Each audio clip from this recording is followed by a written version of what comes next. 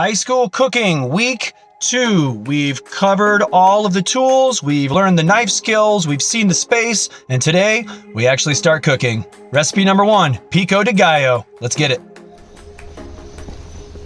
Okay, procuring our ingredients for our Pico de Gallo. Can I just push it down? Push it down, yep, you're fine. Get them out, beautiful. All right.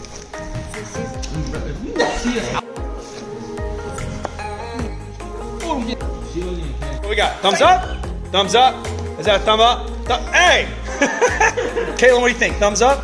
Thumbs up? Give me your honest opinion. Thumbs up? Thumbs up? Oh, look at that dishwashing going on. Love it. Spick and span, I could see myself in the reflection there. Everybody left with all their fingers, so I fulfilled the baseline duties of my job. Made a vibrant, beautiful, bright Pico de Gallo. Very bright class as well, very hands-on. They really want to jump in and do things, which makes for a great cooking class. All right, see you guys next time.